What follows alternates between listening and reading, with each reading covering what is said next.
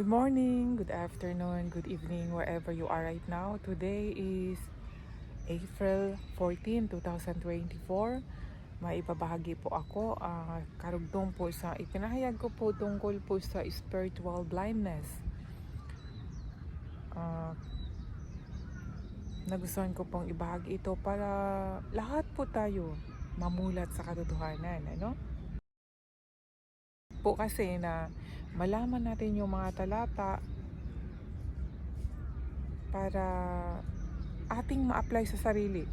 Malaman natin, kasi kung wala tayong alam sa salita ng Diyos, paano tayo makapag-apply sa gusto ng Diyos sa atin na gawin, ng ating Panginoong Hesus.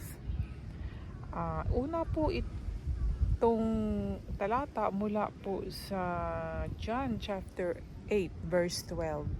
Ang sabi po dito, in English, then spake Jesus unto them, saying, I am the light of the world. He that followeth me shall not walk in darkness, but shall have the light of life.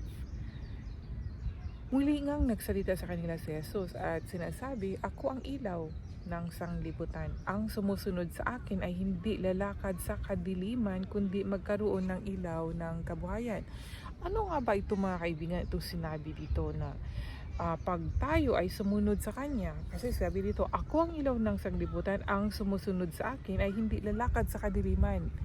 Hindi lalakad sa kadiliman. So, naisip ko sa pangunawa ko, hindi ito yung si Jesus Christ nagdala ng ilaw para maliliwanag ang ating dadaanan, no? Kasi sabi niya, I am the light of the world. Siya yung ilaw. Siya yung magliliwanag sa atin. At pag sumunod tayo sa Kanya, hindi tayo lalakad sa kadiliman. So ano ba itong hindi lalakad sa kadiliman? Ito ba yung pag lumalabas tayo sa gabi ay iniilawan tayo ni Jesus Christ? Sa pagkaunawa ko po hindi ganun kundi yung lalakad tayo sa liwanag. Another meaning is huwag tayong maglakad sa kadiliman. Ano ba yun? Yung hindi tayo gagawa ng masama, kundi lalakad tayo sa liwanag, gagawa tayo ng mabuti. Yun mga kaibigan. Hindi yung ilaw na like flashlight, no? Para liliwanag yung dadaanan natin. Hindi. Tayo po mismo ang gagawa ng mabuti. Huwag tayong gagawa ng masama. Yan yung pagkaunawa ko po mga kaibigan. And then sabi dito sa 1 John chapter 1 verse 6, if we say that we have fellowship with Him, walk in darkness, we lie, do not the truth. Ito mga kaibigan, pag hindi daw tayo gumawa ng mabuti, kung nagsabi tayo fellowship tapos ang ginagawa natin ay masama pala, nagsisinungaling tayo. We do not practice the truth. We do not do the truth, no? Ganun po yung pagkaunawa ko po doon mga kaibigan.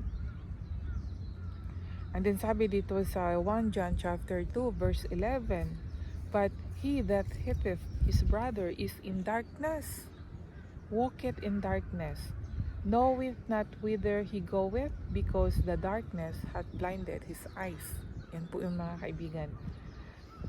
So kung nagalit pala tayo sa ating kapwa, yun pala, we walk in darkness. Gumagawa tayo ng masama na pag may galit tayo sa kapwa natin. At hindi lang yan mga kaibigan, yung mga iba pang mga gawain natin. Lalo na yung mababasa natin sa Romans chapter 1 mula 25 hanggang 31. Basahin po natin yan mga kaibigan at malalaman natin. Yang mga bagay na yan ang mga gawain na lumalakad sa kadiliman. Yun po yun mga kaibigan. So, sa ngayon hanggang ito lang po muna ang aking maibahagi. At tuloy-tuloy pa rin mga kaibigan, hindi po magtatapos dito ang tungkol po sa spiritual blindness.